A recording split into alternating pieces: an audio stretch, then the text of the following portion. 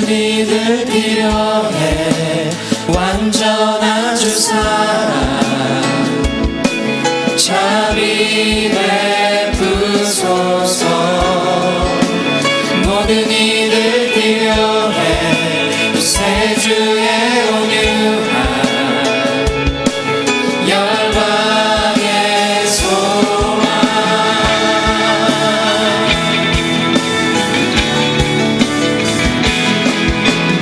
예수 산을 옮기시니 내주는 능력의 주 그는 구원의 주 영원한 구원의 창조자 사망을 이기시고 예수 부활했네.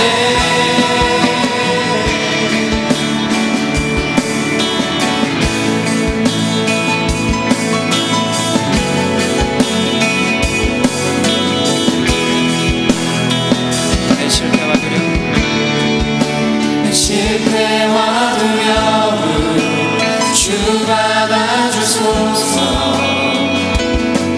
나를 채우소서. 내 삶을 주께 드려 온전히 주 따르리 주께 순종해.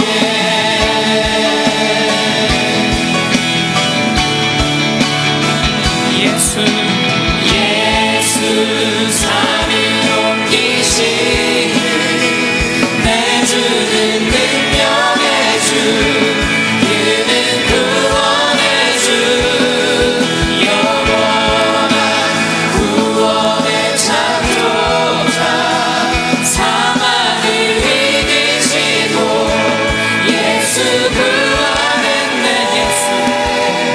예수 산을 옮기시니 내주는 능력의 주 그는 구원의 주 영원한 구원의 창조자 사망을 이기시고 예수 부활했네.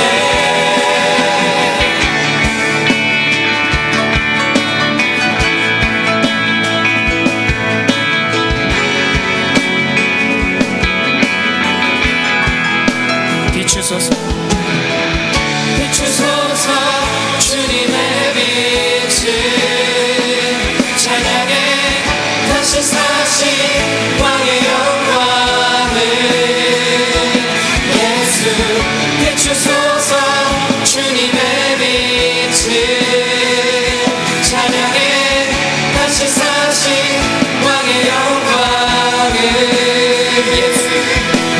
예수 산을 옮기시니 내주는 능력의 주 그는 구원의 주 영원한 구원의 창조자 사망을 이기시고 예수 부활했네.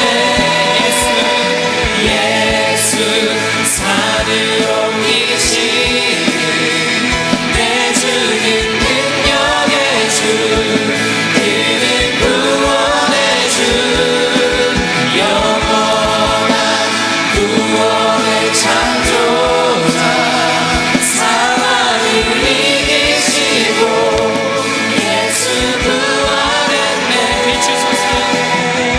비추소서 주님의 빛을 찬양해 다시 사신 왕의 영광을. 예수 비추소서 주님의 빛을 찬양해 다시 사신 왕의 영광을. 목소리로만 비추소서 비추소서 주님의 빛을 찬양해 다시 사신 왕의 영광을. 예수 비추소서 주님의 빛을 왕의 영광을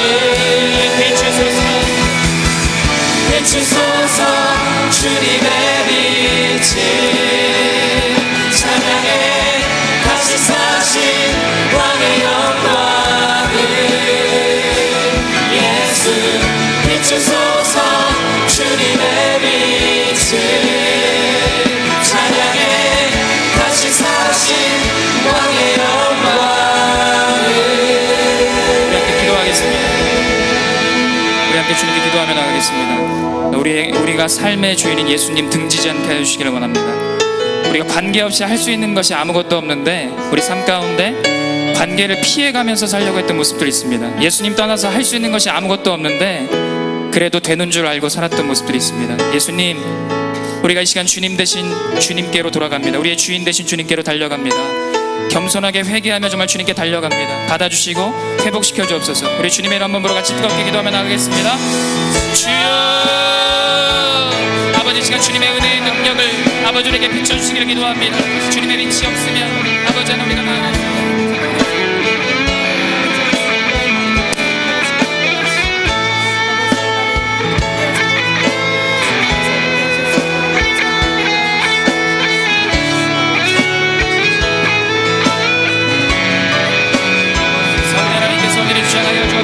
하나님 아버지만 시간을 주님만 온전히 구하며 나아가 아버지 우리에게 정말 주의 은혜의 빛을 비춰주옵소서. 아버지만 시간을 주님의 은혜의 빛을 온전히 비춰주시옵소서. 아버지만 주님의 은혜의 빛을 주님께서 온전히 비춰주시옵소서. 아버지 이 시간 정말 주님과 관계하기를 원합니다. 하나님과 정말 주님 떠나서 정말 주님 도망갔던 모습이 있습니다. 아버지를 좀 피하려고 했던 아버지 모습들이 있습니다. 아버지만 주님과 정말 대면하는 것이 너무나도 정말 힘들었던 순간들이 있습니다. 아버지만 죄된 내 모습 때문에 정말 괴로워했던 모습들이 있습니다. 이 시간에 모든 것들을 정말 주님께 내어놓고 나아가오니 아버지 하나님의 주님 모든 민족들이 모든 사람들이 정말 주님이 필요합니다. 이곳에 모여있는 하나님의 주님의 모든 청년들이 정말 주님이 필요합니다. 아버지가 예수의 능력이 필요합니다. 예수의 이름이 필요합니다. 아버지가 주님만을 온전히 구하며 나아갈 수 있는 예배되길 원합니다. 아버지에게 정말 주의 은혜를 온전히 부어주시고 아버지를 정말 비춰주시기를 원합니다. 어둡게 정말 달려왔던 우리의 삶 가운데 정말 성령 하나님께서 오늘 함께하여 주시옵시고 예수 그리스도 이름으로 아버지 내 광명의 빛을 온전히 비춰주셔서 그 빛으로 말미암아 우리 안에 마주한 모든 것들을 온전히 떠나가고 우리가 정말 온전히 붙을 수 있는 귀한 시간 될 수 있도록 주님의 은혜와 능력으로 아버지 하나님께서 온전히 붙들어 주옵소서.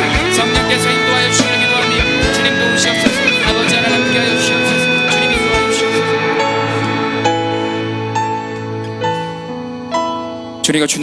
우리가 주님께로 달려갑니다. 우리의 주인 되시는 주님께로 달려갑니다.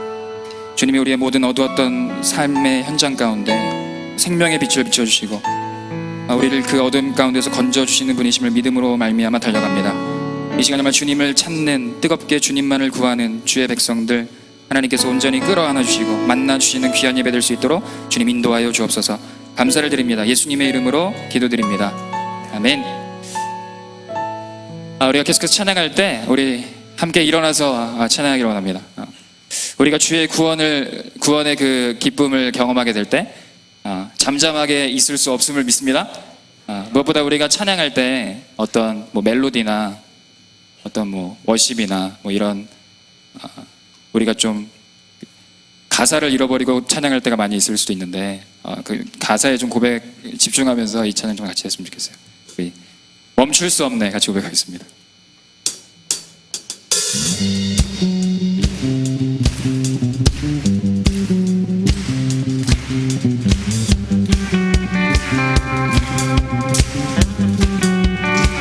주 날 구원했으니 주 날 구원했으니 어찌 잠잠하리 기쁨의 찬송들이 주 내 죄 사했으니 주 내 죄 사했으니 어찌 잠잠하리 기쁨의 경배를 드리니 주를 향한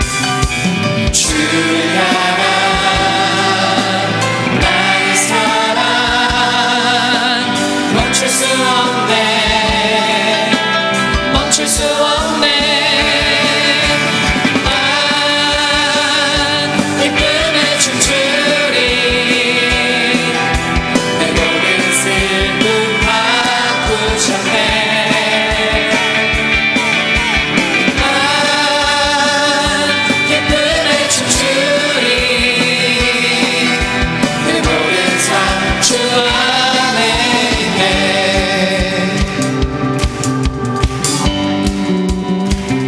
날 구원했으니 주 날 구원했으니 어찌 잠잠하리 기쁨에 찬송 드리리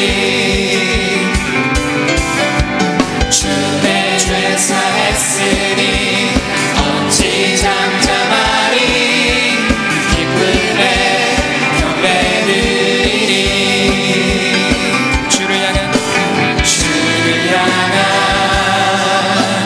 나의 사랑 멈출 수 없네 멈출 수 없네 기쁨에 춤추리 내 모든 슬픔 바꾸셨네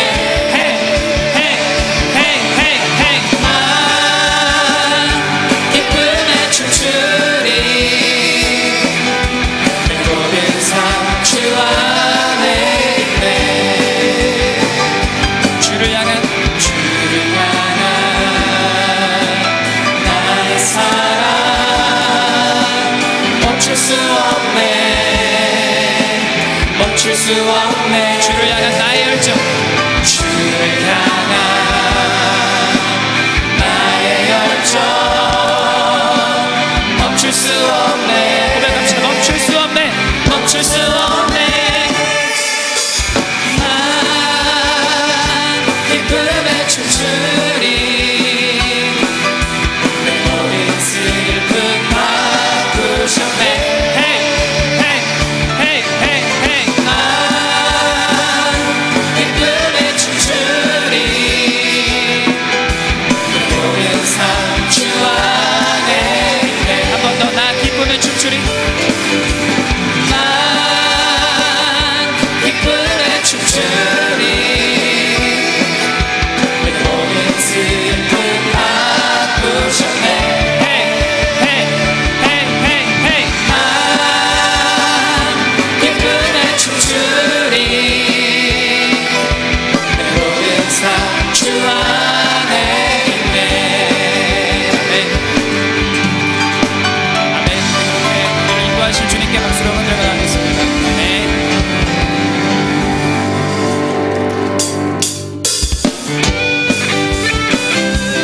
우리 주님 앞에서 영적인 싸움들을 싸우면서 기뻐하겠다라는 결심과 고백 가지고 이 찬양 함께 고백하며 나가겠습니다.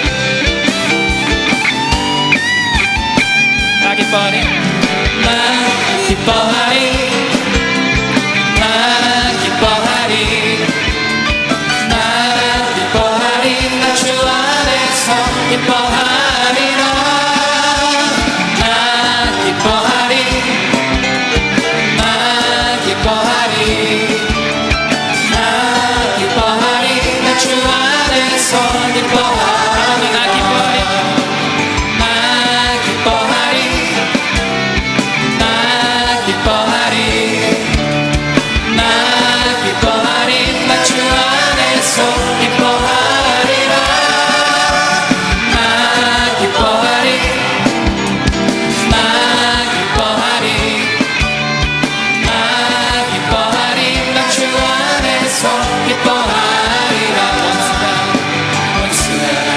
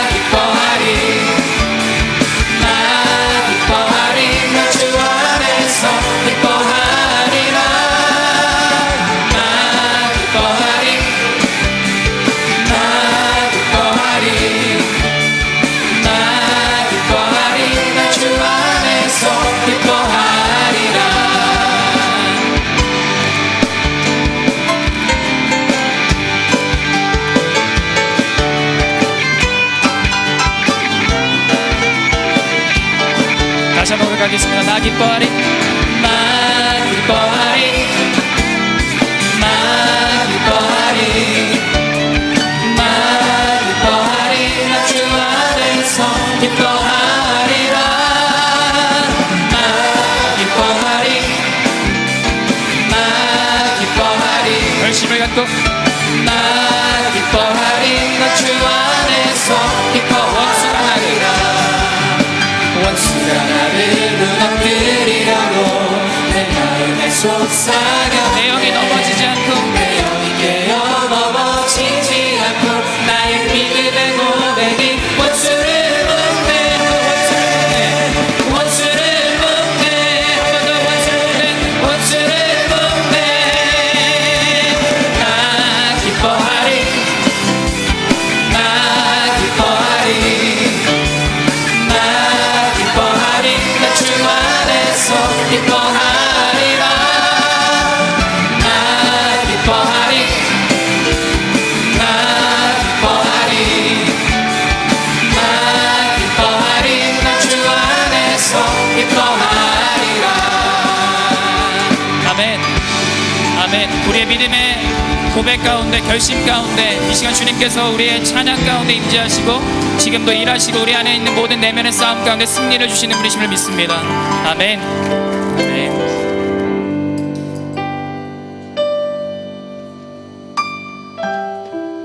기뻐하겠다는 결심들이 무너질 만큼 악한 세대를 살고 있습니다. 참 어렵고 우리가 믿음으로 고백하지만 현장에서 겪게 되는 일들이 참 어려울 때가 있습니다. 예배 가운데 주님 바라봤다가 나갔을 때도 넘어지는 모습들도 있고 참 악하고 힘든 세대 살고 있습니다. 우리가 이런 세상에서 어떻게 순결하고 거룩한 삶을 살아낼 수 있을 것인가? 우리 마음의 주의 사랑으로 채우고 우리 말의 주의 진리로 채우고 우리 눈의 주의 눈물로 채울 때 진정으로 예수 그리스도를 우리의 삶의 주인으로 고백하며 예수와 함께 죽고 예수와 함께 살아갈 때 그 순결한 세대로 우리 중앙 모든 청년들이 세워지게 될 줄 믿습니다. 우리를 그렇게 순결한 세대로 세워주옵소서. 우리 결심하는 찬양으로 함께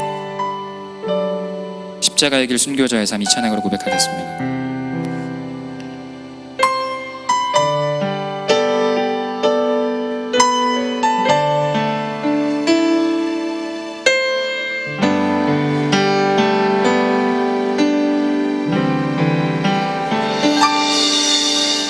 내 마음의 주를 향한 사랑이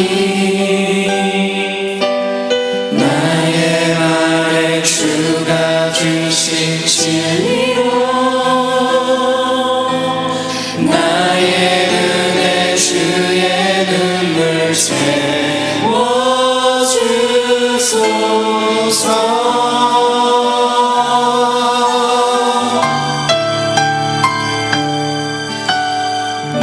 입술에 찬양의 향기가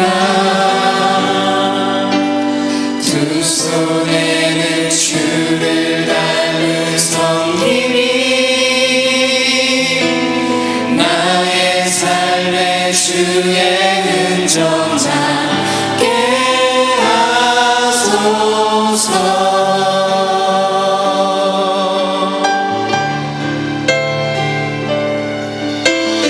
하나님의 사랑이 영원히 함께하리. 십자가의 길을 걷는 자에게 순교자의 삶을 살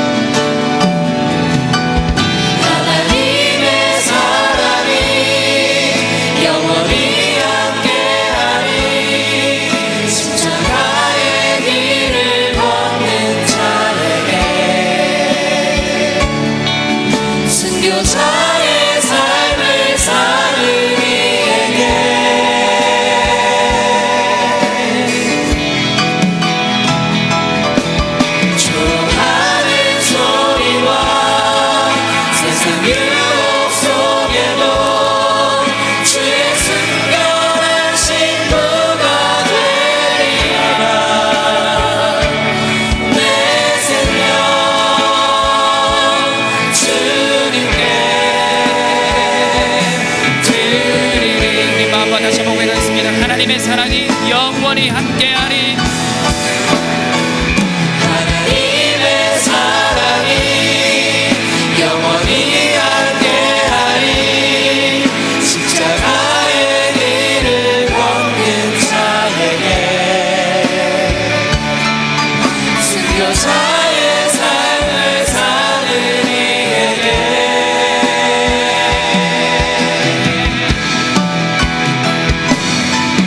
조롱하는 소리와 세상 유혹 속에도 주의 순결한 신부가 되리라.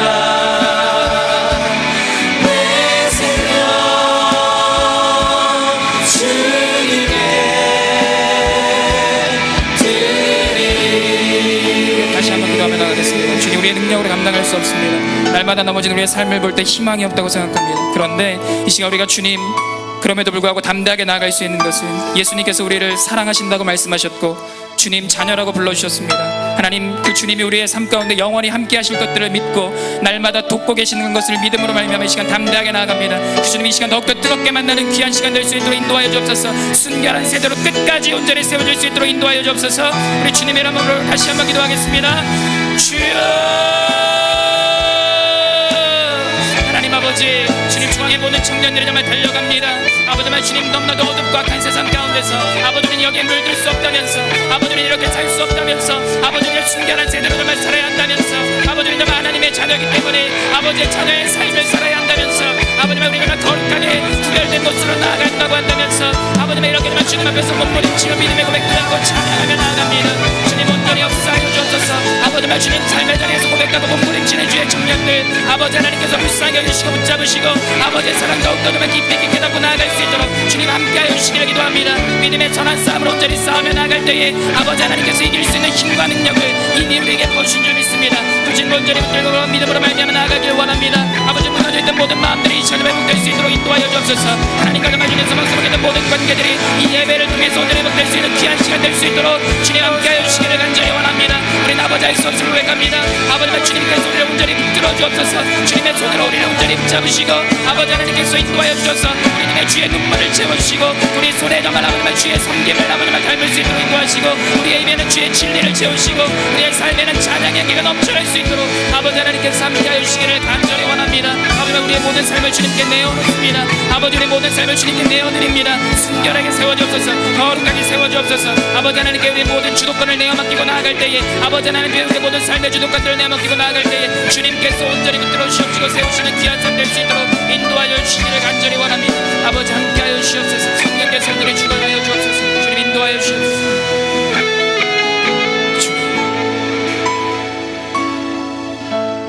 아버지, 이곳에 이 악한 세상에서 순결하게 살겠다고 믿음으로 고백하는 주의 청년들이 있습니다. 그 믿음의 고백들 가운데 함께하여 주시고 흔들리지 않도록 주님께서 온전히 강하게 붙들어 주시기를 간절히 소원합니다. 그 믿음으로 이 땅을 살아갈 수 있도록 인도하시고 예수 그리스도로 우리의 구세주와 온전한 주인 삼아 나아갈 수 있는 우리의 삶이 될 수 있도록 인도하여 주옵소서. 감사를 드립니다. 예수님의 이름으로 기도드립니다. 아멘. 아멘. 잘 앉겠습니다. 주님께서 우리 옆에 있는 지체들을 그렇게 순결하고 거룩하고 그런 세대로 함께 세워주실 줄 믿습니다. 그렇게 축복하는 마음으로 함께 이 찬양 고백했으면 좋겠습니다. 하나님 사랑해, 하나님 사랑해, 울타리 안에서 오늘도 내일도 난 너를 사랑해. 하나님 축복에 울타리 안에서 오늘도 내일도 난 너를 축복해. 세상에서 가장 아름다운 말들로, 세상에서 가장 아름다운 마음으로 나는 널 사랑해. 나는 널 축복해.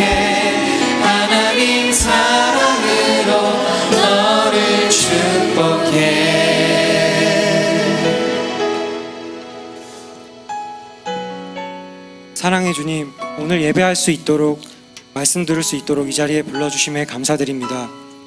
그리고 우리에게 새로운 하루를 허락해 주심에도 감사드립니다. 주님, 한 주를 살아오면서 여러 가지 이유로 주님의 말씀대로 살지 못한 순간들이 있습니다. 저희를 용서해 주세요.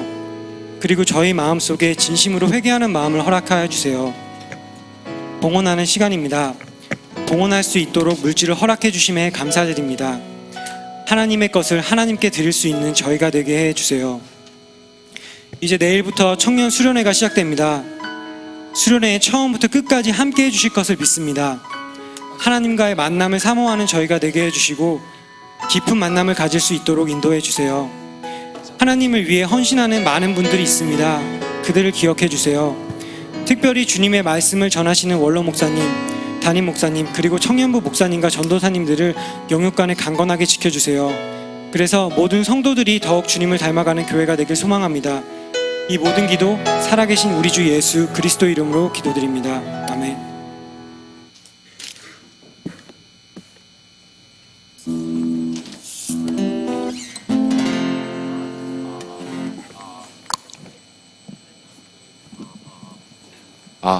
안녕하세요. 저희는 6번 방의 선물이라는 팀명을 가지고 이렇게 특송 자리에 올라오게 됐는데요. 저희가 이제 팀을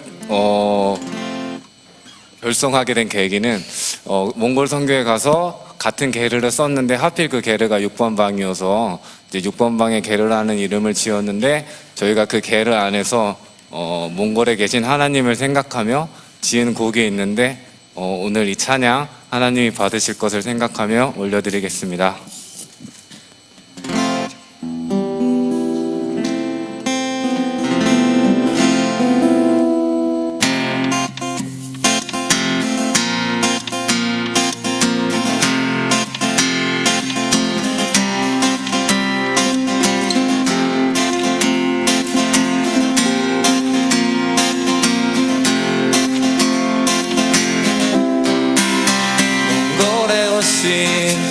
이 땅에 오신 주 예수를 찬양해. 몽골에 오신 이곳에 오신 주 예수를 찬양해. 내가 받은 사랑, 우리가 받은 사랑, 우리 안에 잊지 않고 나눠줄래요.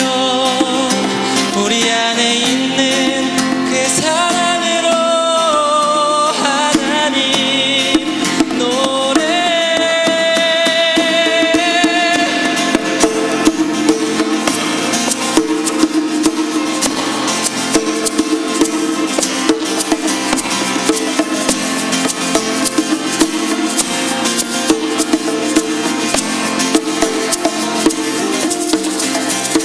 몽골에 오신 이 땅에 오신 주 예수를 찬양해.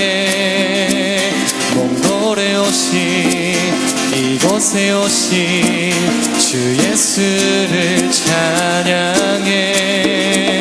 내가 받은 사랑, 우리가 받은 사랑, 우리 안에 잊지 않고 나눠줄래요. 우리 안에 있는 그 사랑으로 하나님 노래. 전하세 주의 사랑을, 전하세 주의 위엄을, 전하세 그 주님 사랑, 전하세 이곳에, 전하세 주의 사랑을, 전하세 주의 위엄을, 전하세 그 주님 사랑, 전하세 이곳에, 전하세 주의 사랑을, 전하세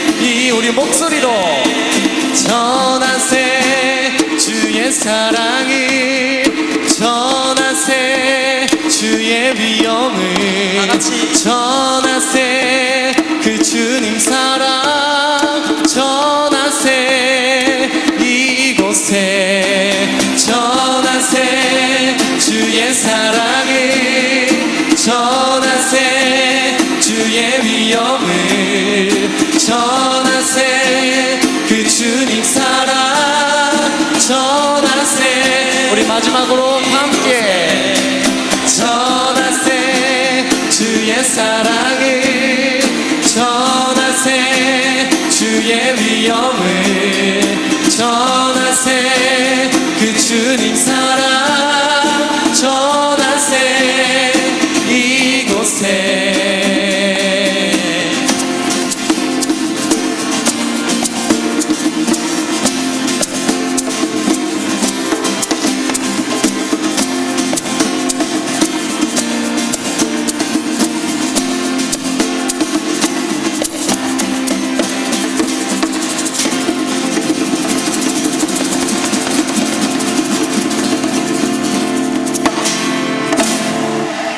감사합니다. 네.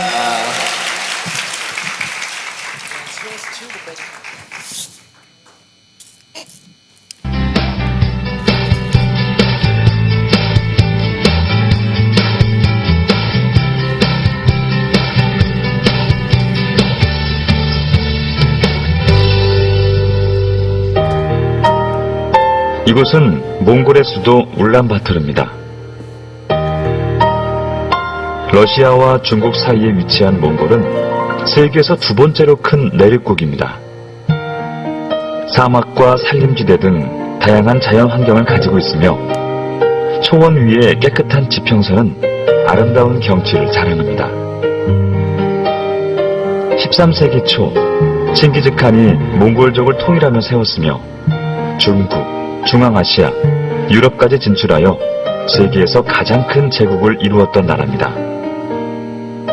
세계에서 두 번째로 공산주의를 채택한 몽골은 구소련이 해체되며 민주주의를 도입했고 러시아에 의존하던 경제체제에서 시장 경제로 변화하며 어려움을 겪고 있습니다. 지하자원 개발로 대도시는 성장을 이뤘지만 초원지대 몽골인들은 가축을 기르며 전통적인 유목민으로 살아갑니다. 대부분의 사람들이 라마 불교를 믿으며 이들의 정신 깊숙한 곳에는 샤머니즘과 주술 행위가 자리 잡고 있습니다. 이곳에서 만난 솔랑은 지난 겨울 혹독한 추위로 가축을 잃고 큰 아픔을 겪었습니다. 솔랑은 곧 셋째 아이가 생기는데 이 어려움을 어떻게 극복할지 고통스러워하며 정령 숭배를 의지하고 있습니다. 현재 몽골의 많은 청년들은 건강과 재정 문제로 힘겨워하며 무속인을 찾아갑니다. 이 땅을 덮고 있는 주술과 어둠의 영이 사라지고 성령의 역사가 일어나길 소망합니다. 몽골인들이 예수 그리스도 안에서 온전한 자유를 찾고 삶이 변화될 수 있기를. 과거 전 세계를 지배했던 칭기즈칸의 후예들이 복음을 들고 땅끝까지 달려가기를 몽골을 위해 기도합니다. 잼베차노 안녕하세요. 저희는 이번에 몽골 선교를 위해 준비하고 있는 강대우 임철승 선교사입니다. 반갑습니다. 안녕하세요. 네.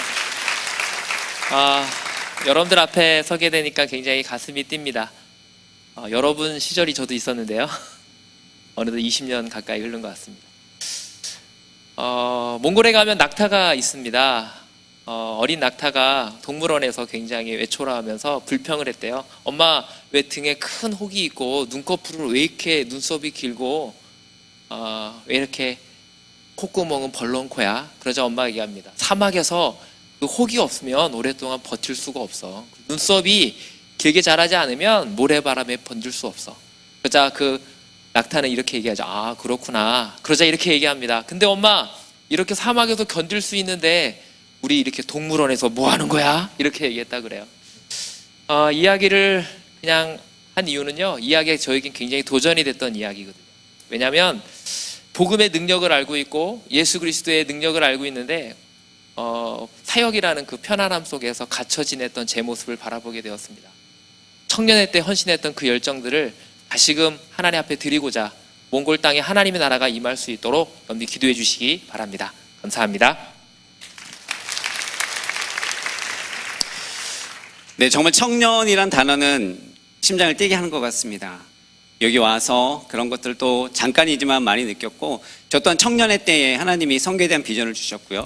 신학을 하게 되고, 또한 선교의 비전이 있는 아내를 만나고 드디어 이제 선교 현장에 나가려고 합니다. 아까 전사님 멘트가 참 지금도 내리쓰게 있는데요. 저희가 선교사의 삶을 살겠다고 결단하고 순교자의 삶을 살겠다, 십자가의 길을 가겠다고 결단하고 나가지만 넘어질 수밖에 없고 좌절할 수밖에 없는 것이 이 세상인 것 같습니다. 또한 선교 현장인 것 같습니다. 그래서 여러분 기도를 간절히 부탁드리겠습니다. 기도해 주시고, 저희가 여전히 몽골은 저희들을 핍박하고 추방하는 나라입니다. 저희가 건강하게 안전하게 심지어 저희 생명까지도 여러분의 기도에 달려 있습니다. 꼭 기억해 주시고 기도해 주시고 함께 해 주시면 감사드리겠습니다. 또한 도전하고 싶습니다. 여러분 꼭 오십시오. 정말 하나님이 사랑하는 땅이 몽골이고 하나님의 역사가 있는 곳이 몽골입니다. 그래서 꼭 오셔서 같이 하나님이 일하심을 같이 보고 함께 비전도 보고 꿈도 꾸고 소망도 볼 수 있었으면 좋겠습니다. 기다리고 있겠습니다. 감사합니다.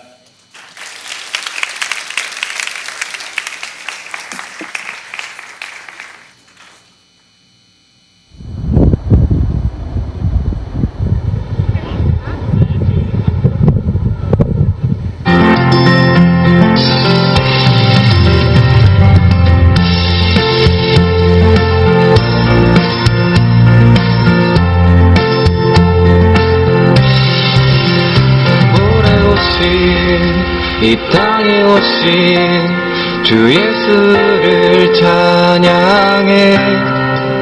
몽골에 오신 이곳에 오신 주 예수를 찬양해. 내가 받은 사랑, 우리가 받은 사랑, 우리 안에 잊지 않고 나눠줄래요. 우리 안에 있는 그 사랑으로 하나님 노래.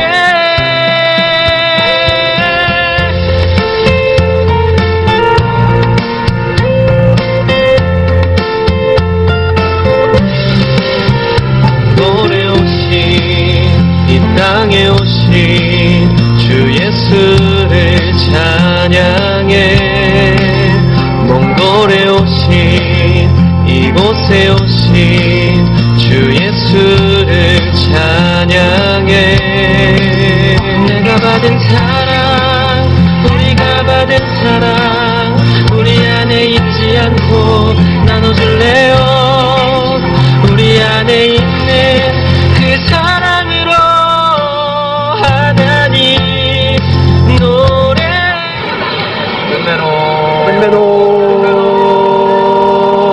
예수 세계래.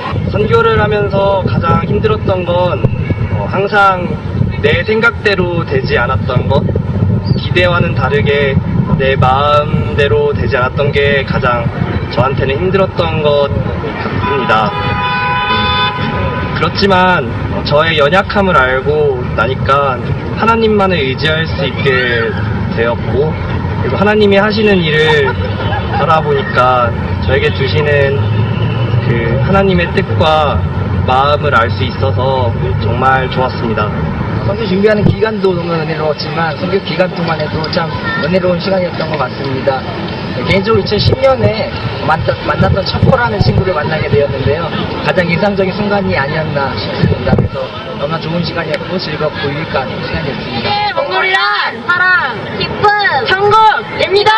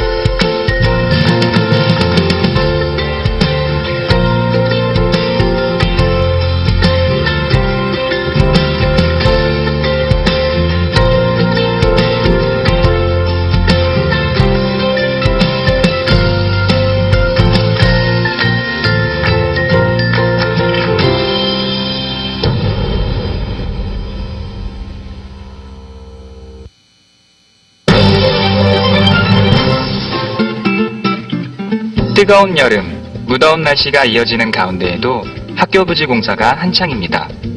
부지 정리를 80% 완료하였으며 공사 차량 진입을 위한 정문 진입로를 조성하였습니다.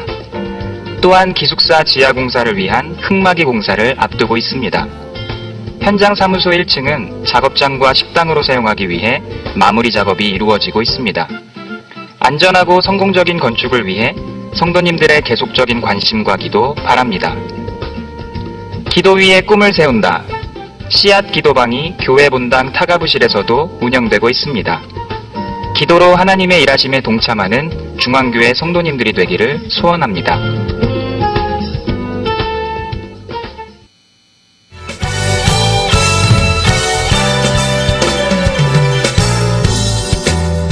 한여름밤의 힐링 금요심야 특별 집회에 초대합니다.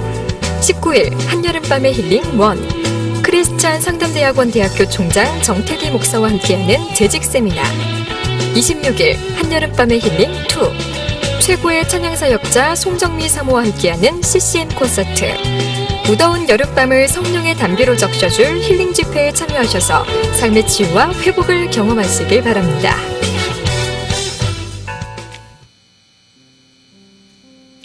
할렐루야. 청년 공동체에서 준비된 몇 가지 소식 안내해 드리겠습니다. 그동안 기도로 준비하고 있었던 비트윈 청년 여름 캠프가 드디어 내일 시작되는 거 아시죠? 신청하신 우리 지체들은 내일 12시 30분까지 교회 로비로 오셔서 출석 체크로 시작하겠습니다. 출석 체크가 끝나신 우리 지체들은 잠깐 지하 식당에서 모여 있다가 1시가 되면 정각 모두 버스에 탑승해서 로고스 센터로 이동하는 계획입니다.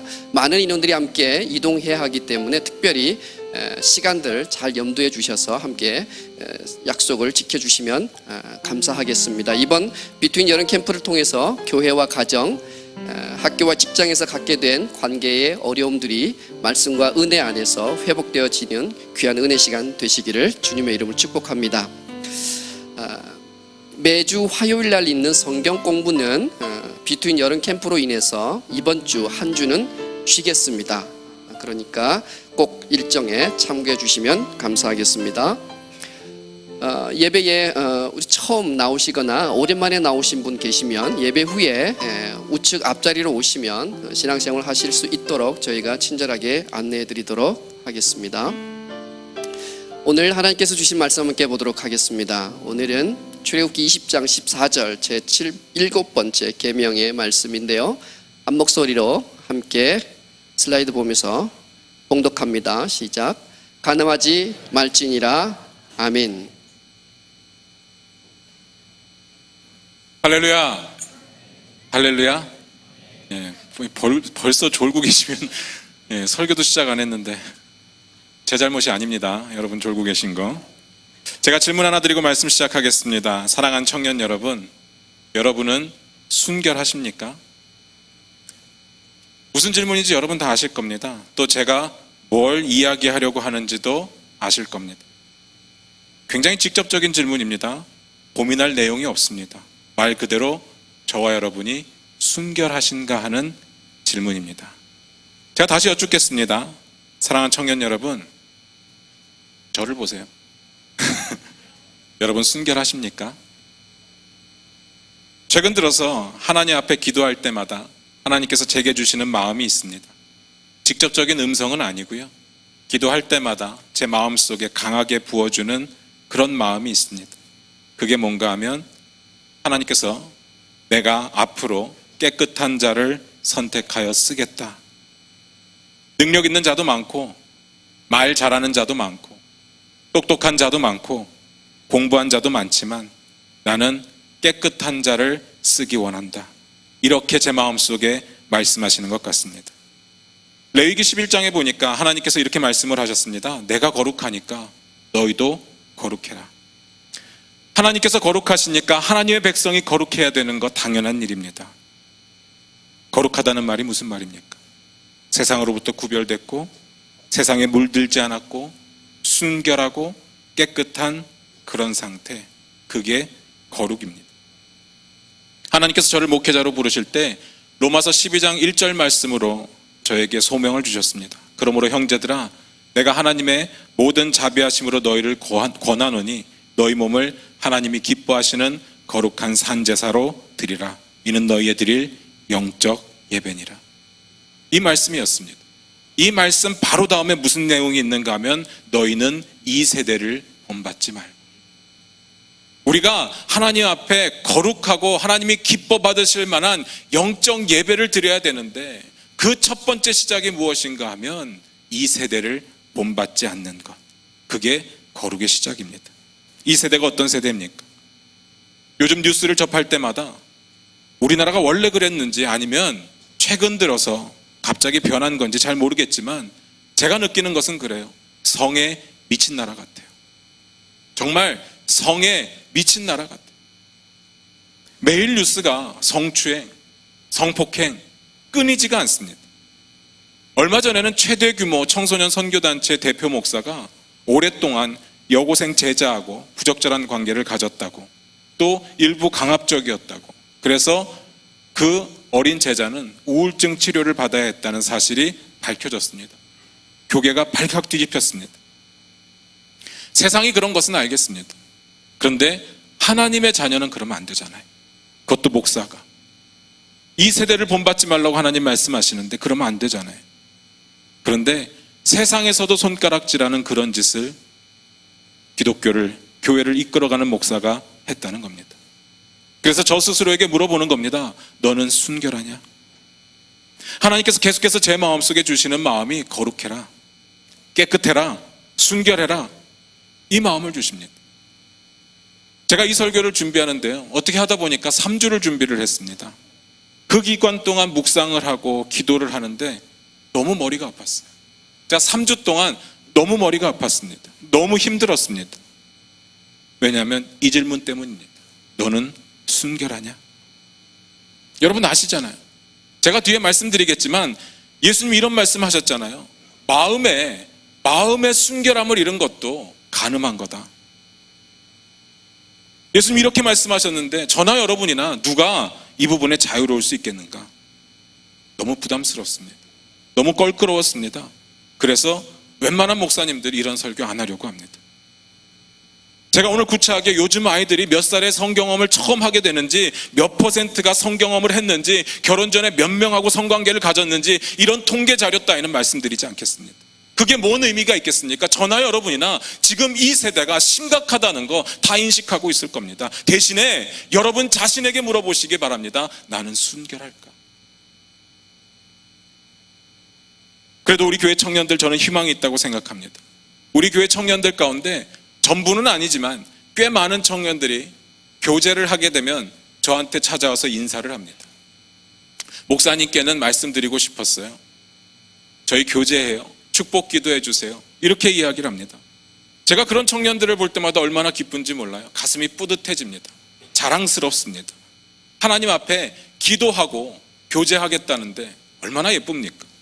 저는 저를 찾아오는 청년들에게 항상 똑같은 이야기를 합니다. 책임질 일 하지 말고, 책임 못 질 일 하지 말고 하나님 앞에서 깨끗하게 예쁘게 사겨라. 아마 저를 찾아왔던 사귀겠다고 했던 청년들 다 그 이야기 들었을 겁니다. 책임이 무슨 의미인지 여러분 아실 겁니다.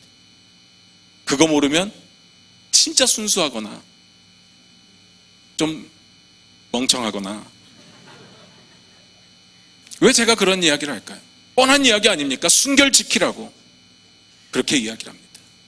본인의 순결을 지키라고, 또 상대방의 순결을 지켜주라고 이야기를 하는 겁니다. 성경에 보니까 음행을 하는 자마다 자기 몸에 죄를 짓는다고 했습니다.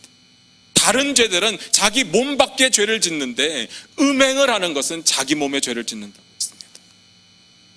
나 하나 죄 짓는 것도 문제지만 내가 정말 사랑한다고 하는 그 사람, 내가 정말 아끼고 지켜주고 싶은 그 사람, 왜 그 사람을 그렇게 더럽히고 죄 짓는 사람으로 만드느냐? 그러면 안 되는 겁니다. 사랑한다면 지켜줘야 되는 겁니다. 그게 하나님의 명령입니다. 자, 다시 한번 여쭤볼게요. 사랑하는 청년 여러분 순결하십니까? 본문을 다시 한번 같이 읽겠습니다. 출애굽기 20장 14절입니다. 같이 읽겠습니다. 시작. 다시 한번 읽겠습니다. 시작. 6계명처럼 굉장히 간단하죠. 간음하지 말지니라. 끝. 말 그대로 간음하지 말라는 겁니다. 하나님께서 간음하지 말라고 했으니까 간음 안 하면 되는 겁니다. 여기에 이의를 제기하실 분 계십니까? 아, 그거 옛날 이야기라고. 아, 지금은 시대가 변했다고. 이렇게 말씀하실 분 계십니까? 이게 하나님의 명령인데요. 아닐 겁니다. 그러면 여기서 간음이 뭐예요? 여러분이 알고 있는 간음은 뭡니까? 여러분, 간음이 뭔지 생각해 보셨어요? 오늘 본문에 사용된 간음이라고 하는 단어를 히브리어 원어로 찾아보니까 말 그대로 간음이 맞아요. 그런데 그 단어가 성경에서 쓰일 때는 굉장히 좀 특이합니다. 간음의 주체는 항상 남자예요. 그리고 간음의 대상은 이게 신기한데요. 그냥 여자가 아니라 다른 사람의 아내로 국한하고 있습니다. 레위기 20장 10절에 이렇게 기록되어 있습니다. 제가 읽어드릴게요. 누구든지 남의 아내와 간음하는 자, 곧 그 이웃의 아내와 간음하는 자는 그 간부와 음부를 반드시 죽일지니라. 뭐라고요? 누구든지 남의 아내와 간음하는 자, 이웃의 아내와 간음하는 자, 이렇게 말을 했습니다. 10계명에서의 간음은 다른 사람의 아내와 불법적인 육체 관계를 맺는 것, 그것을 의미했습니다. 그래서 오히려 유대인들은 남의 아내와의 간음을 제외하고 다른 성적인 부도덕함에 대해서는 굉장히 반대했습니다. 우리가 생각하기에는 성경시대에 살았던 그 사람들은 좀 더 보수적이었을 거라고 생각하는데, 다른 사람의 아내와의 그런 불법적인 관계를 제외하고는 굉장히 오픈된 마음을 갖고 있었다라는 겁니다. 여기서 문제가 발생했습니다. 거룩한 성경에 우리가 볼 때마다 어떻게 이런 내용이 성경에 기록되어 있지 하는 내용들이 기록되어질 수 있었던 이유가 거기에 있는 겁니다. 많은 청년들이 저를 찾아와서 묻습니다. 성경에서는 일부 다처제를 허용하고 있지 않나요? 따지듯이 물어봅니다. 아니요. 하나님이 언제 그렇게 허락했습니까? 사람들이 문화적으로 그렇게 받아들인 거고 오해하고 착각한 거지, 성경 어디에도 야 너는 꼭 2명하고 결혼해, 3명하고 결혼해, 이런 내용이 없다는 겁니다. 성경에 보니까 후처를 막 몇 명씩 두고요, 아니 첩을 몇 명씩 두고요, 유다라고 하는 사람이 나오는데 심지어 그 사람은요 며느리를 창녀인 줄 알고 잡니다. 그런 일이 벌어져요. 여러분이 잘 알고 있는 삼손은 어떻습니까? 삼손이 누구 때문에 망해요? 창녀 때문에 망하잖아요. 그런데 하나님의 사람이에요. 그 사람들은 오히려 그런 것에 마음이 열려 있었다는 겁니다. 그래서 오해가 있고 그래서 문제가 생긴 겁니다. 7계명의 의도는 남의 아내와의 불법적인 관계는 안 되고 다른 성적인 부도덕함은 다 해도 된다, 이런 걸 이야기하는 것이 아닙니다. 그런데 유대인들은 그냥 그렇게 받아들였습니다. 그렇다면 하나님께서 주신 7계명의 의미는 뭡니까? 7계명의 강조점은 뭡니까? 이게 중요합니다. 잘 들으시기 바랍니다. 7계명은 결혼의 고귀함을 이야기하는 겁니다. 포인트가 완전히 다릅니다. 결혼을 순결하게 지켜라, 그 이야기를 하시고자 하는 겁니다. 우리의 생각하고는 다릅니다. 단순하게 성적 부도덕에 대한 이야기가 아니라 가정의 순결함, 결혼의 고귀함, 이 이야기를 하나님께서 하시는 겁니다. 그래서 독일어 성경에는요 제7계명을 이렇게 번역했습니다. 우리말은 어떻게 되어 있어요? 간음하지 말지니라. 그런데 독일어 성경에는 결혼을 깨지 마라, 이렇게 기록되어 있습니다. 굉장히 정확한 번역을 했습니다. 하나님께서는 결혼을 귀하고 가치 있게 보셨습니다. 그래서 결혼을 깨트리는 불륜에 대해서 하나님께서 경계하시는 겁니다. 성적 부도덕의 기준을 세워주고자 하는 것이 아니라 결혼이 그만큼 고귀하니까, 가정이 그만큼 고귀하니까 너희들은 무조건 지켜야 된다, 이 이야기를 하는 겁니다. 우리에게는 결혼이 깨지는 원인들이 여러 가지 있습니다. 우리나라에서 결혼이 깨지는 가장 큰 원인이 뭔지 아십니까? 뭐라고요? 기도요? 제가 잘 안 가는 귀가 먹어갖고. 뭐라고요? 성격 차이랍니다. 1번이 성격 차이래요. 2번은 불륜. 그리고 3번, 4번으로 넘어갈수록 여러 가지 이유들이 나오는데 거기에 뭐 경제적인 이유, 실증 나는 거, 이런 것들이 있습니다. 그러나 성경에서는 결혼을 깰 수 있는 딱 유일한 하나는 무엇인가 하면 간음입니다. 불륜이죠.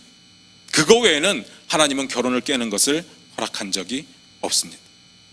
결혼은 하나님께서 만드신 거룩한 제도거든요.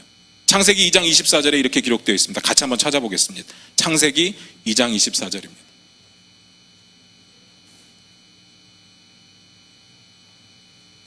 찾으셨습니까? 창세기는 가장 앞에 있습니다.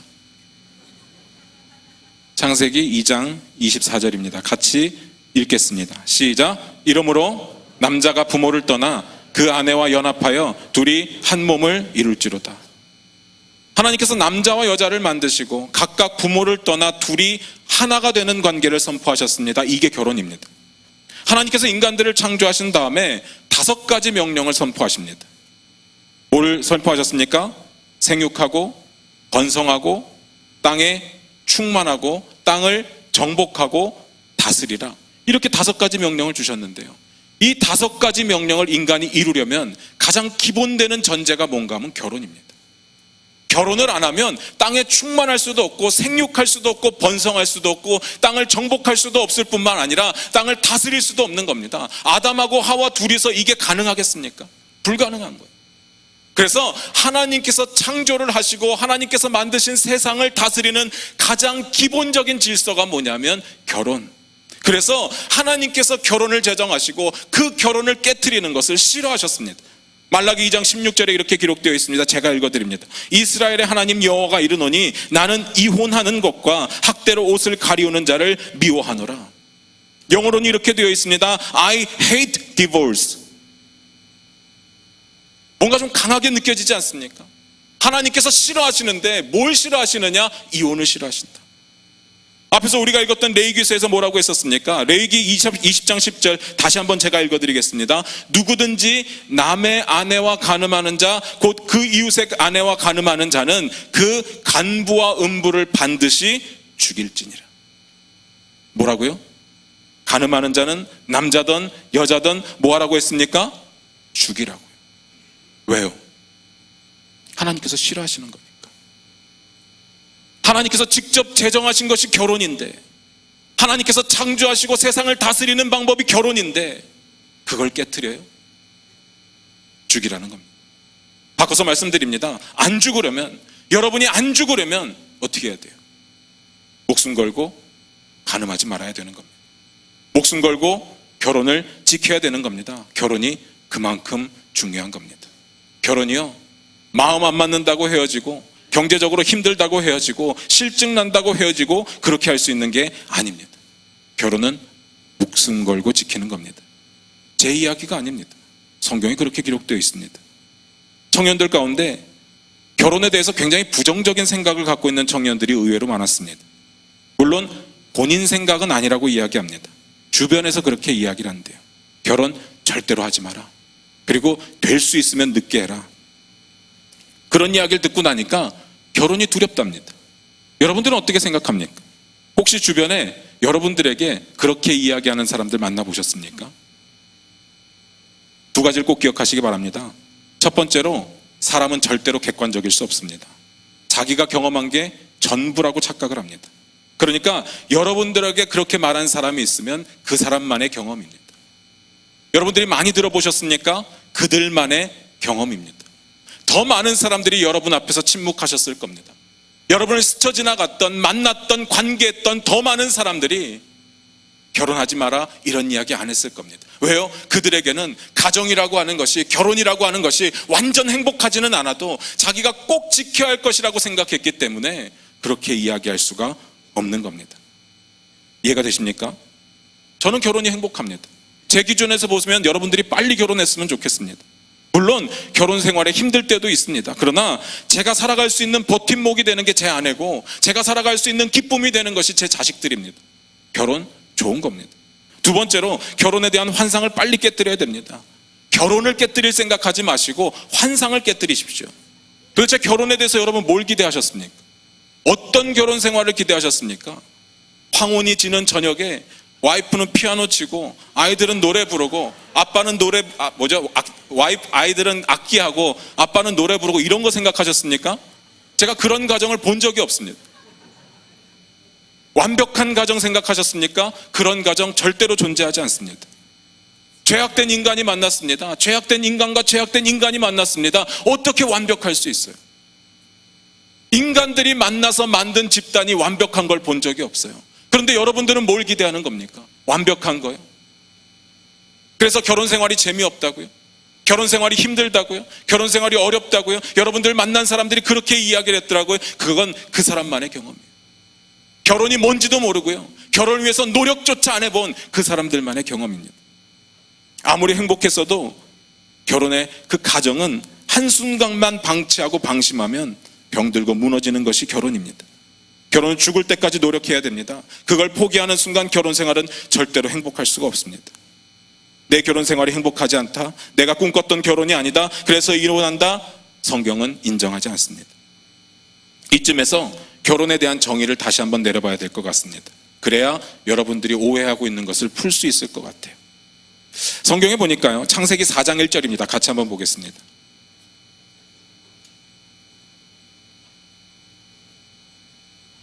같이 읽겠습니다. 창세기 4장 1절입니다. 시작. 아담이 그 아내 하와와 동침함에 하와가 잉태하여 가인을 낳고 이르되 내가 여호와로 말미암아 득남하였다 하니라.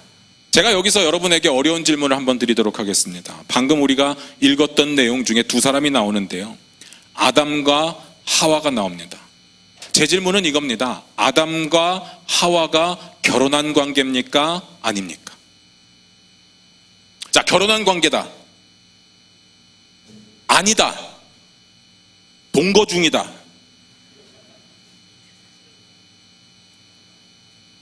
그럼 다른 분들의 생각은 뭡니까?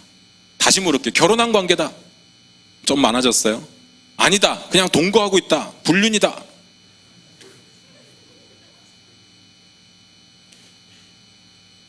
어떤 분이 이렇게 저한테 따지실 분도 계실 겁니다. 에이, 목사님, 그 시대에 그런 게 어디 있겠습니까? 그냥 사는 거죠. 여러분도 그렇게 생각하십니까? 저도 그렇게 생각합니다. 결혼이 뭡니까? 결혼이 결혼식입니까? 혼인신고가 결혼입니까? 그게 아니라는 것 여러분 동의하시겠습니까? 그 시대에 그런 게 어디 있었겠습니까? 제가 지금 결혼 전에 동거가 맞다, 그런 것을 인정하자는 이야기가 아닙니다. 그러면 안 된다는 이야기예요. 결혼은 예식이 아닙니다. 언약이에요. 약속의 관계입니다. 여러분 동의가 되십니까? 부모와 자식과의 관계와는 완전히 다른 겁니다. 제가 지난번에 말씀드렸습니다. 우리도 부모를 선택할 수 없었고 부모도 우리를 선택할 수 없었다. 태어나고 보니까 우리 부모님이고 낳고 보니까 우리였습니다. 누가 더 황당하다고요? 부모님이 더 황당하다고요. 그죠? 기억나실 겁니다. 그렇게 맺어지는 것이 부모 자식이잖아요. 그래서 홍길동이 힘들어한 게 뭡니까? 아버지를 아버지라고 부르지 못하는 거, 형을 형이라고 부르지 못하는 거, 그거는 어느 누구도 갈라놓을 수 없는 진실인데 부를 수 없으니까 한이 되었잖아요. 끊을 수 없는 부자지간. 그런데 부부는 아니에요. 운명적으로 맺어지는 생물학적 관계가 아니라는 이야기입니다. 절대적으로 언약의 관계이고 절대적으로 약속의 관계입니다. 어느 한쪽에서 약속을 깨뜨리면 그 결혼은 깨어지는 관계. 그럼 뭐가 결혼입니까? 성경적으로 말하면 부모를 떠나서 부부의 관계를 약속한 때, 그때부터가 결혼입니다. 결혼식을 어떻게 하느냐, 결혼식을 올렸느냐 안 올렸느냐, 이게 중요한 거 아니에요. 이건 문화적인 부분입니다.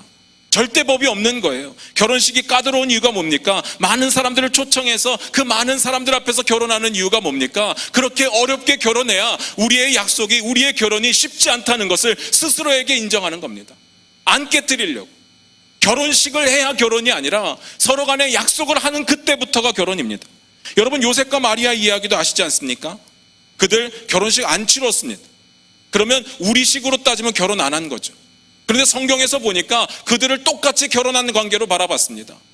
마리아가 임신했을 때 우리가 이렇게 이야기를 합니다. 그 마리아는 돌에 맞아 죽어도 싼 그런 상태였다고 이야기를 합니다.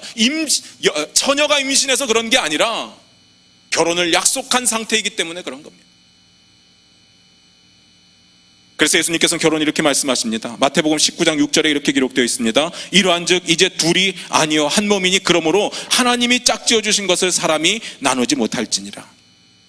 예수님께서 아까 우리가 읽었던 창세기 2장 24절을 인용하시고 이어서 하신 말씀입니다. 하나님의 명령에 따라서 하나님 앞에서 부부의 언약을 맺은 관계는 하나님께서 짝지어 주신 것이니까 결코 사람이 나눌 수 없다. 부부 당사자들도 안 되고 제3자가 끼어서도 안 되는 겁니다. 그게 누구든지 간에 중요한 것은 나눌 수가 없다. 깰 수 없는 약속으로 이루어진 관계, 그게 결혼이라고 이야기합니다. 요즘 세상에서 이런 것을 얘기하면 고리타분하다고 이야기를 합니다. 과거를 따지는 사람들에 대해서 고리타분하다고 이야기합니다. 그래서 결혼식 전까지는 제멋대로 살다가 결혼식 후부터 그냥 둘이서 잘 살면 된다고 착각을 합니다. 그렇게 생각하는 분들도 찾아보기 힘든 시대가 되었습니다. 이제는 많은 사람들이 자신의 배우자 이외의 사람들과 불륜의 관계를 갖고 있다는 거 저나 여러분이나 다 알고 있습니다. 제가 왜 자꾸 이런 이야기를 하는지 아시겠습니까? 결혼이 뭐냐는 겁니다. 뭐가 결혼입니까? 결혼식이 아니라고 했습니다. 혼인신고 아니라고 했습니다. 결혼이 뭐라고요? 약속입니다. 창세기 2장 24절을 같이 한번 다시 읽어보도록 하겠습니다. 같이 읽겠습니다. 시작. 이러므로 남자가 부모를 떠나 그 아내와 연합하여 둘이 한 몸을 이룰지로다. 이게 결혼이라고 했습니다. 뭐가 결혼이라고요? 부모를 떠나서 둘이 한 몸이 되는 관계, 그게 결혼입니다. 제가 민망한 질문합니다. 한 몸이 되는 게 뭡니까? 모르는 척. 여러분들이 생각하고 있는 그게 한 몸이 되는 겁니다. 성경에 보니까요, 이 원어적으로 보니까요, 한 몸 된다라고 하는 말이 악교풀로 완전히 붙여서 틈새조차 찾아볼 수 없는 관계, 그게 한 몸을 이룬 겁니다. 이제 감이 오십니까? 결혼은 부모를 떠나면서부터, 둘이 하나가 되면서부터 결혼입니다. 다시 말해서 결혼을 제외하고는 둘이 하나가 될 수 있는 관계는 하나님께서 허락하지 않으셨다. 다시 말해서 결혼 이외에 육체관계를 허락하신 적이 없다는 겁니다. 사도 바울은 고린도전서에서 이렇게 말합니다. 음행의 연고로 남자마다 자기 아내를 두고 여자마다 자기 남편을 두라. 충격적인 이야기 아닙니까? 쉽게 말하면 육체적인 관계를 원해? 그러면 결혼해.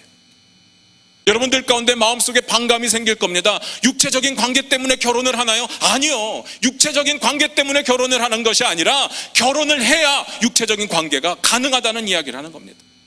완전히 다른 이야기입니다. 그러니까 결혼은 곧 육체적인 관계가 되는 겁니다. 육체적인 관계는 곧 결혼이라고 말할 수 있는 겁니다. 결혼 생활에 육체적인 관계만 있는 것은 분명히 아니에요. 그런데 육체적인 관계는 곧 결혼이라는 이야기.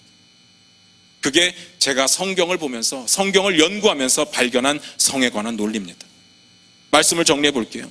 왜 제7계명이 수많은 부도덕한 육체관계를 이야기하지 않고 결혼 이외의 육체관계를 허락하지 않는다는 말만 했을까요? 성경은 아예 그것을 생각하지 않는 겁니다. 아예 그것을 생각하지 않아요. 결혼식의 문제가 아니라고 했습니다. 혼인신고의 문제가 아니라고 했습니다. 진짜 결혼은 하나님 앞에서 언약을 맺었을 때, 그게 결혼입니다. 내가 당신의 아내가 됩니다. 내가 당신의 남편이 됩니다. 죽음이 우리를 갈라놓을 때까지 우리는 헤어질 수가 없습니다라는 약속을 했을 때 그 관계가 부부관계입니다. 이런 의미에서 보면 왜 혼전순결을 지켜야 되는지 아실 겁니다. 심하게 말씀드리면 성경에서 그렇게 말했다고 말씀드릴 수는 없겠지만 제가 연구하고 묵상한 결과 육체관계는 곧 결혼을 전제로 해야 됩니다. 제가 억측입니까? 아닐 겁니다. 저는 맞다고 봅니다. 그렇다면 수많은 사람들이 결혼식은 안 했지만, 혼인신고는 안 했지만, 그래서 나는 괜찮다고 이야기하겠지만, 하나님 입장에서 보면, 성경적 기준에서 보면 자기 멋대로 결혼하고 자기 멋대로 이혼하고 이것을 계속적으로 반복하고 있더라는 겁니다. 무슨 말인지 이해가 되십니까? 결혼이 곧 육체관계입니다. 결론입니다. 예수님께서는 제7계명을 이렇게 말씀하십니다. 마태복음 5장 27절 28절인데요. 같이 한번 찾아보겠습니다. 마태복음 5장 27절부터 28절입니다. 같이 읽겠습니다. 시작. 또 가는치 말라 하였다는 것을 너희가 들었으나 나는 너희에게 이르노니 여자를 보고 음욕을 품는 자마다 마음에 이미 간음하였느니라. 충격입니다. 뭐라고 했습니까? 여자를 보고 음욕을 품는 자는 마음에 이미 간음하였다. 간음의 결과는 죽음이죠. 앞에서 말씀을 못 드렸는데요. 왜 자꾸 이게 남성 중심으로 이야기를 하는가 하면 이 사회 자체가 남성 중심의 사회였습니다. 그래서 여자는 괜찮다는 이야기가 아니고 여자는 해당 안 된다는 이야기가 아니고 그때는 중심이 남성이었기 때문에 이렇게 이야기하는 겁니다. 사랑하는 청년 여러분, 여러분들 여기에 자유로울 수 있습니까? 예수님께서 보는 것, 마음에 생각하는 것, 행함, 이것을 같은 것으로 보셨습니다. 오해는 없으시기 바랍니다. 단순하게 여자를 보는 것이 간음이고 단순하게 야한 생각 떠올리는 것이 간음이다, 이런 이야기는 아닙니다. 저는 그렇게 생각해요. 이 구절에 나타난 여자를 보고 할 때 본다라는 말은 스쳐 지나가듯 보는 것을 의미하는 것이 아닙니다. 만약 그게 죄라고 한다면 저와 여러분 어떻게 삽니까? 눈만 돌리면 반은 남자고 눈만 돌리면 반은 여자인데 여자를 봤다고 간음이라고 한다면 우리는 다 죽어야 합니다. 야한 생각했다고 간음이라고 한다면 저와 여러분 다 죽어야 됩니다. 제가 여자가 아니어서 여자들은 어떤지 잘 모르겠는데요, 아마 남자들은 다 죽어야 될 겁니다. 통계에 따르면요, 남자들은 6초에 한 번씩 야한 생각을 한답니다. 살 수가 없는 거죠. 오해는 없으시기 바라요. 저희가 5초 동안 정상적인 생각을 하다가 6초가 되면 딱 야한 생각하고 또 5초 동안 정상적인 생각을 하고 6초에 야한 생각하고 이렇게 정신 나간 사람들이 아니고요. 하루를 살아갈 때 한 6분의 1 정도를 야한 생각하는데 쓰고 있다는 거죠. 여러분 착각하시면 안 돼요. 지금 6초가 계속 지나갔는데 여러분 옆에 있는 사람들이 계속 야한 생각을 한 번씩 했다라고 생각하면 안 되는 겁니다. 그런 이야기가 아니에요. 여기서 본다라는 단어, 어떤 목적을 가지고 보는 겁니다. 집중해서 보는 거예요. 보는 것이 문제가 아니라 음욕을 품고 보는 것이 문제입니다. 의도적이고 계획적으로 보는 것. 어떤 목적으로요? 간음을 목적으로.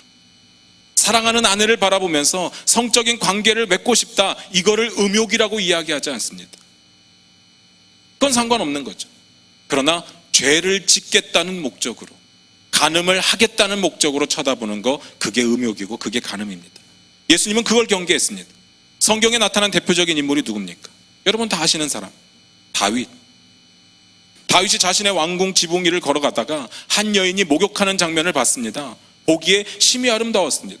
둘 다 우연이니까 그럴 수 있습니다. 둘 다 실수니까 그럴 수 있습니다. 여기서 다윗이 이렇게 했으면 됩니다. 역시 하나님이 만드신 여자는 아름답구나, 하나님을 찬송합니다, 하나님께 영광 돌립니다, 어떻게 이렇게 예쁜 여자를 만드셨습니까? 이러고 끝냈으면 돼요. 그런데 그러지 않은 거죠. 여러분 다 아시잖아요. 근데 저는 이해가 안 가는 부분이 있어요. 다윗이 어떻게 자신의 왕궁 위를 거닐다가 부하 장수의 집에 한 여자가 목욕하는 장면을 봤을까? 저는 이해가 안 갑니다. 요즘처럼 아파트라서 집들이 막 빼곡빼곡하게 있고 이렇게도 있고 이렇게도 있어서 눈만 돌리면 보기 싫어도 남의 집이 보이는 그런 상황이라면 이해가 돼요. 그래도 명색이 왕궁인데 코딱지만 해가지고 다른 집이 그렇게 보이겠습니까? 안 보인다는 거죠. 그리고 밤이잖아요. 지금처럼 LED 불빛이 있어서 환하게 보이는 것도 아니고 촛불 켜놨을 텐데 뭐가 보이겠습니까? 이게 굉장히 중요한 이야기입니다. 그러면 다윗이 본 건 뭐예요? 의도적으로 봤다는 거죠. 찾아다녔다는 이야기입니다. 보고 또 보고 보고 또 보고, 그리고 부하를 보내는 겁니다. 저 여자 데리고 와. 결론이 어떻게 됩니까? 하나님의 진노를 받게 되죠. 가정이 무너져 버리죠. 다윗의 일생에 치명적인 오점을 남기게 되고 국가의 위기를 초래하게 됩니다. 7계명의 의도는 결혼과 가정의 순결함을 지키는 것이었습니다. 성적인 부도덕의 전체적인 기준을 제시한 것이 아니었습니다. 그러다 보니까 유대인들이 부도덕한 육체적인 관계에 오픈된 마음을 갖게 되었다고 말씀드렸습니다. 그래서 예수님께서 이렇게 이야기하는 겁니다. 결혼의 중요성, 이건 당연한 거고요, 플러스 성적 순결함, 그 기준을 다시 설명하는 겁니다. 하나님의 뜻이 예전보다 강해진 게 아니라 우리들이 이해하지 못하고 있으니까, 착각하지 못하고 있으니까, 계속해서 그런 범죄가 저질러지고 있으니까 예수님께서 다시 한번 경고하는 겁니다. 마음에 음욕을 품고 여자를 보면 그건 간음이야. 사랑하는 청년 여러분, 그러면 우리는 어떻게 합니까? 이 이야기를 하고 마치도록 하겠습니다. 첫 번째, 잘 들으시기 바랍니다. 지금까지의 간음을 전부 회개하십시오. 하나도 빠짐없이 회개하십시오. 크든지 작든지 다 회개하십시오. 회개밖에는 답이 없습니다. 저에게 결혼 상담을 받으러 오는 청년들에게 제가 꼭 하는 이야기가 있습니다. 첫 번째, 지금까지 음행이 있으면 하나님 앞에 회개해라. 그걸 요구합니다. 그리고 이어서 두 번째, 만약에 결혼하기도 전에 이미 둘 사이에 관계를 가졌다면 하나님께 먼저 회개하고 그리고 서로 간에 용서를 구해라. 그게 우리가 가져야 할 태도입니다. 다윗이 우리아의 아내 바세바를 취하고 용서받을 수 있었던 유일한 방법이 뭡니까? 회개였습니다. 철저한 회개였습니다. 그거밖에는 답이 없었습니다. 저와 여러분의 성적 부도덕이 가린다고 가려질까요? 제가 1계명 설교하면서 뭐라고 말씀드렸습니까? 우리가 오른쪽을 보든지 왼쪽을 보든지 앞을 보든지 뒤를 보든지 하늘을 보든지 땅을 보든지 우리 앞에 뭐가 있다고 했습니까? 하나님의 얼굴이 있다고 했습니다. 저와 여러분이 항상 마주하는 것이 하나님의 얼굴인데 우리의 부도덕함이, 우리의 범죄함이 가려질 수 있다고 착각합니까? 아니요, 절대로 없습니다. 그러면 다 내어놓아야 됩니다. 지금까지 감추었던 것들, 하나님 앞에 내어놓기도 부끄러웠던 것들 다 내어놓으시길 바랍니다. 그리고 회개하시기 바랍니다. 그게 저와 여러분이 취해야 할 첫 번째 자세입니다. 그리고 두 번째, 다시 시작하십시오. 우리를 무너뜨리는 마귀의 음성이 뭔지 아십니까? 이미 순결 깨졌잖아. 이미 틀렸잖아. 이미 늦었잖아. 이런 속삭임입니다. 회개하고 난 뒤에도 계속 이걸로 공격할 겁니다. 회개하면 하나님께서 용서해 주시죠. 이거에 의심 없으시기 바랍니다. 그러나 순결이 깨어진 것은 다시 되돌릴 수 없습니다. 맞는 이야기예요. 이미 깨어진 것을 어떻게 다시 되돌립니까? 그렇지만 죄 용서 받았기 때문에 하나님 앞에 다시 시작해야 되는 겁니다. 되돌릴 수 없다고 막 살아서는 안 되는 겁니다. 하나님이 원하시는 방법대로 다시 살아가야 되는 겁니다. 우리에게 우리의 마음 가운데 죄를 끊는 결단이 필요하고 하나님이 원하시는 방법대로 살겠다고 하는 결단이 우리에게는 필요한 겁니다. 그래서 제가 청년들에게 항상 부탁하는 것이 있습니다. 음란한 생각이 들 때마다 그 자리에서 무릎 꿇고 기도하라는 겁니다. 여러분들이 실수로 어두컴컴한 데 갔습니다. 손을 붙잡았습니다. 포옹을 했습니다. 키스를 했습니다. 갑자기 막 이상한 생각이 들었어요. 그때 무릎 꿇고 기도하라는 겁니다. 그럼 여자가 이상하게 생각하겠죠. 역시 내 남자친구는 하나님이 사랑하시는 자야, 이렇게 생각하든지 뭐 이런 또라이가 다 있나 하고 도망을 가든지 둘 중에 하나예요. 그런 여자는 안 만나면 되는 겁니다. 안 그렇습니까? 제가 이렇게 이야기를 하면요, 많은 청년들이 이렇게 대답을 합니다. 실질적인 답을 주세요, 목사님. 기도하라는 것은 알겠는데요, 말씀 보라는 건 알겠는데요, 그런데 실질적인 답을 주세요. 이게 실질적인 답이에요. 해보라는 겁니다. 기도해보라는 거예요. 말씀으로 채우라는 겁니다. 그 방법밖에 없습니다. 민수기 25장에 보면 이런 내용이 나와요. 이스라엘이 시딤에 머물렀을 때 이스라엘 백성들이 모압 여자들과 음행을 합니다. 구약의 음행은 이방신을 섬기는 것과 항상 연관이 있었습니다. 그래서 하나님이 막 진노를 해요. 이스라엘 영내에 연병을 들어서 사람들을 막 죽이기 시작합니다. 그러면서 하나님께서 명령하시는 것이 뭔가 하면 음행하는 자를 찾아서 죽이라고 이야기를 합니다. 그때 아론의 손자 비느하스가 갑자기 회중 가운데서 벌떡 일어나더니 창을 붙잡고 음행하는 남자를 쫓아갑니다. 그리고 텐트 안으로 쫓아 들어가서 창으로 찔러서 죽입니다. 민수기 25장 7절에 이렇게 기록되어 있습니다. 그 이스라엘 남자를 따라 그의 막에 들어가서 이스라엘 남자와 그 여인의 배를 꿰뚫어서 두 사람을 죽이니 연병이 이스라엘 자손에게서 그쳤더라. 이게 무슨 얘기입니까? 음행하는 남녀를 한꺼번에 창으로 찔렀다는 이야기입니다. 이스라엘 남자와 그 여인의 배를 한 번에 꿰뚫어 죽였다. 이게 어떻게 가능합니까? 상상은 여러분의 몫입니다. 그런데 그렇게 죽였다는 거죠. 저와 여러분에게 이러한 결단이 필요합니다. 그제서야 연병이 그치는 겁니다. 여러분 다시 시작하셔야 됩니다. 지금부터 시작입니다. 죄를 끊는 결단을 하시기 바랍니다. 마지막 세 번째입니다. 죄의 유혹의 자리를 피하시고 경건의 훈련을 하시기 바랍니다. 성경 한 구절 읽겠습니다. 디모데후서 2장 22절입니다. 이거 같이 읽겠습니다. 디모데후서 2장 22절입니다.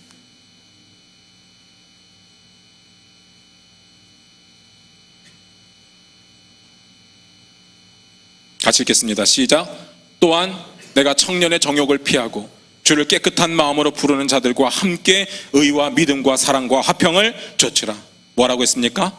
피하라고 했습니다. 정욕을 대적해봐라, 싸워서 이겨봐라, 이렇게 이야기하지 않았습니다. 피하라고 말씀하십니다.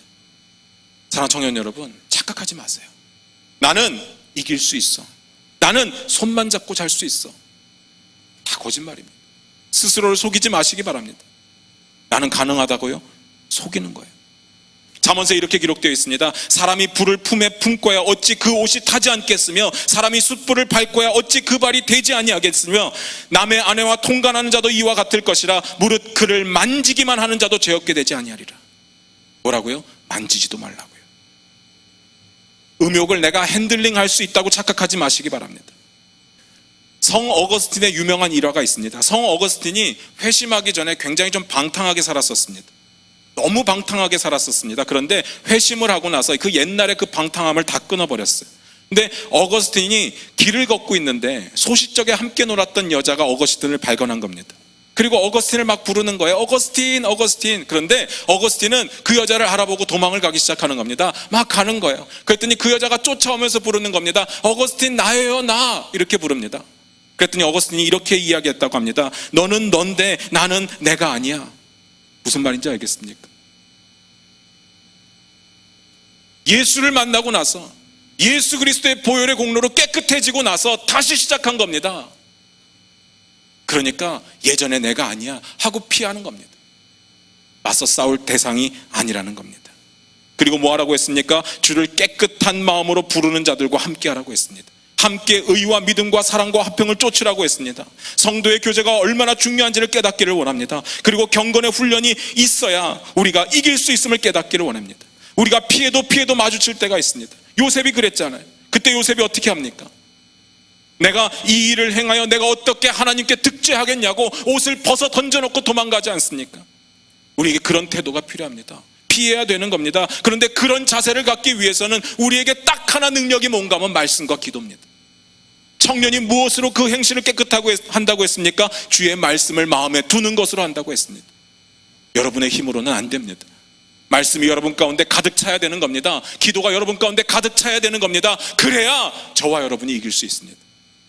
사랑하는 청년 여러분, 여러분 자신을 아끼십시오. 여러분의 상대를 아끼십시오. 사도 바울이 이렇게 이야기합니다. 음행을 피하라. 사람이 범하는 죄마다 몸 밖에 있거니와 음행하는 자는 자기 몸에게 죄를 범하느니라. 제가 앞에서 읽어드렸습니다. 충격적이지 않습니까? 자기 몸에 죄를 짓게 만드는 게 음행이래요. 그러니까 자기 자신의 몸을 죄로 망치지 마시기 바랍니다. 자기 자신의 몸을 그 음행 때문에 더럽히지 마시길 바랍니다. 여러분들이 사랑하는 그 여인도 그 연인도 아껴주시길 바라고요. 깨끗하게 지켜주시길 원합니다. 더럽히지 마시기를 바랍니다. 주님의 나라는 깨끗하고 거룩한 나라입니다. 우리가 깨끗하지 않으면 들어갈 수가 없습니다. 아까 여러분들 뭐라고 찬양했습니까? 주의 순결한 신부가 되겠다고 하지 않았습니까? 우리가 주님의 신부가 되는데 순결하지 않으면 주님이 기뻐하지 않으실 겁니다. 하나님 이렇게 요구하실 겁니다. 내가 거룩하니까 너희도 거룩해라. 사랑하는 청년 여러분, 하나님께서는 여러분을 귀하게 창조하셨습니다. 가치 있게 창조하셨습니다. 그리고 결혼을 통해서 아름답게 살아가기를 원하십니다. 여러분이 가꾸고자 하는 얼굴보다, 여러분이 만들고자 하는 몸매보다, 여러분들이 꾸미고자 하는 여러분의 스타일보다 여러분의 순결을 지키십시오. 그게 주님의 명령입니다. 다시 한번 묻겠습니다. 사랑하는 청년 여러분, 순결하십니까? 이후로는 순결해지시길 주님의 이름으로 축원드립니다. 기도하겠습니다.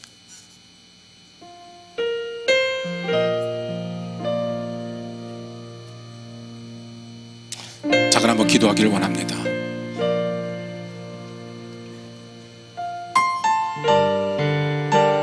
제가 여러분들에게 일부러 묻지는 않았습니다. 간음을 했었니? 안 했었니? 주님도 묻지 않으시는 것을 제가 묻지는 않겠습니다. 그런데 제발 순결함으로 지켜주시길 부탁을 드립니다. 이 시간 조용한 기도로 반주 들으시면서 기도하기를 원합니다. 여러분의 마음 가운데 주님 앞에 내어놓아야 될 그런 죄의 모습이 있다면 이 시간 고백하십시오. 조용히, 그러나 마음을 다하여 기도하겠습니다. 우리 다 같이 기도합니다. 전능하신 하나님 아버지, 우리 청년들을 붙잡아 주십시오. 깨끗함으로 지켰어야 되는데, 순결함으로 지켰어야 되는데 그러지 못했습니다.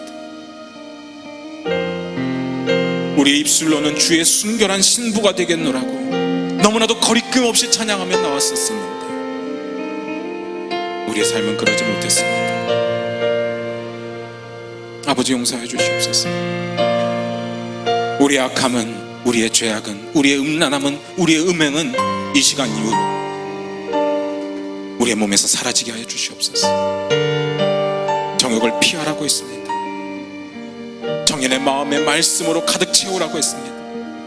우리의 귀한 청년들이 그까지 음욕에 무너지지 않게 하여 주시옵소서. 그까지 정욕에 무너지지 않게 하여 주시옵소서. 하나님의 순결한 신부답게 깨끗함으로 살아갈 수 있는 중앙의 청년들 되게 하여 주시옵소서. 전능하신 하나님 아버지, 우리 청년들을 지켜주시옵소서. 많이 연약합니다. 지켜주시옵소서. 순결하게 살아가게 하여 주시옵소서. 이 세대를 본받지 않게 하여 주시옵소서. 거룩하게 지켜나가기를 원합니다. 주여 도와주시옵소서. 결혼의 의미를 깨닫게 하여 주시옵소서.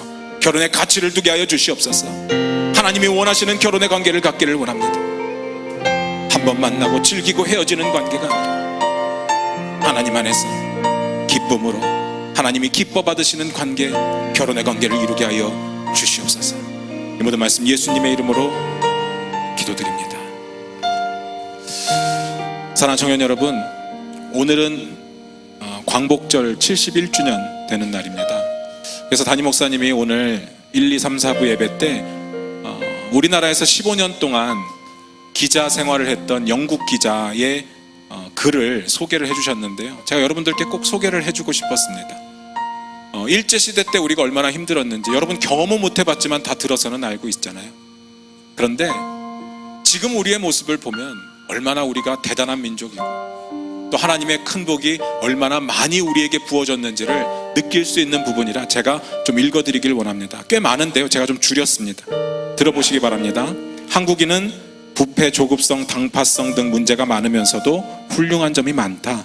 평균 IQ 105를 넘는 유일한 나라, 문맹률 1% 미만인 유일한 나라, 미국과 제대로 전쟁이 났을 때 3일 이상 버틸 수 있는 8개국 중 하나인 나라, 노약자 보호석이 있는 5개 나라 중에 하나, 세계 제2위 경제대국 일본을 발톱 사이에 때만큼도 여기지 않는 나라, 지하철 평가 세계 1위로 청결함과 편리함이 최고인 나라, 세계 봉사국 순위 4위인 나라, 가장 단기간에 IMF를 극복해서 세계를 경악시킨 나라, 유럽 통계 세계 여자 미모 순위 1위인 대한민국. 이건 좀 미국 여자 프로골프 상위 100명 중 30명이나 들어간 한국, 세계 10대 거대 도시 중 한 도시를 보유하고 있는 나라 서울, 인터넷 TV 초고속 통신망이 세계에서 가장 발전한 나라, 세계에서 가장 많은 발음을 표기할 수 있는 문자를 가진 나라, 한글은 24개의 문자로 11,000개의 소리를 표현할 수 있고요, 일본은 300개, 중국은 400개에 불과합니다. 세계 각국 유수대학의 우등생 자리를 휩쓸고 다니는 나라, 우리나라가 1위고 2위가 이스라엘, 3위가 독일이랍니다. 한국인은 유태인을 게으름뱅이로 보이게 하는 유일한 민족, 까칠하고 비판적이며 전문가 뺨치는 전보력을 무장한 한국인, 세계에서 가장 기가 센 민족 한국인은 강한 사람에게 놈자를 붙인다. 미국놈, 외놈, 떼놈, 러시아놈, 무의식적으로 놈자를 붙이며 깔보는 게 습관이 됐다. 그런데 약소국에게는 관대하다. 아프리카 사람, 인도네시아 사람, 베트남 사람, 이런 나라에게는 놈자를 붙이지 않는다. 한국인이야말로 세계에서 가장 기가 강한 민족이라고.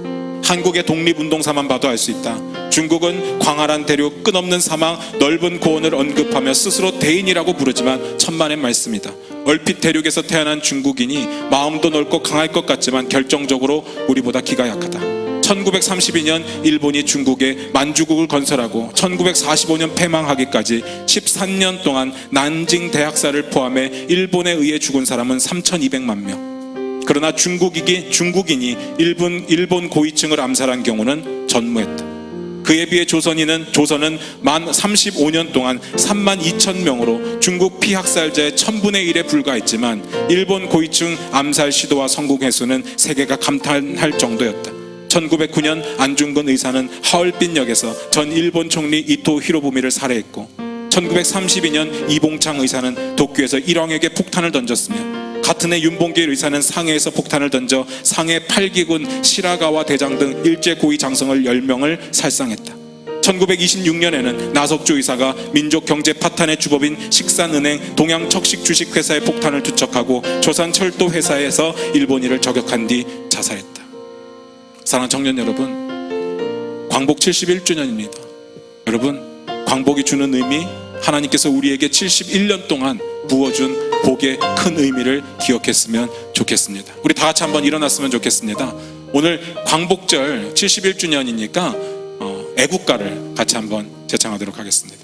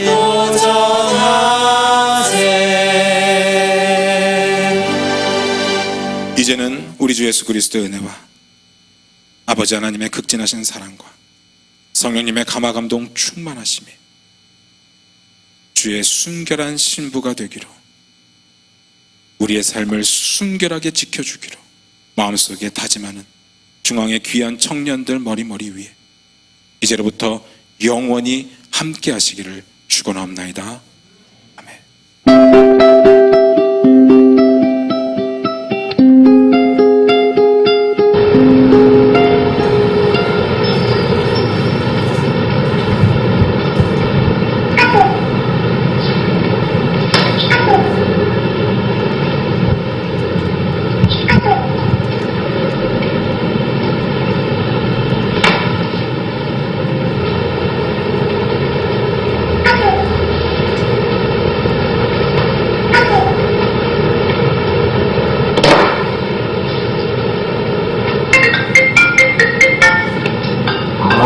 왜 이래?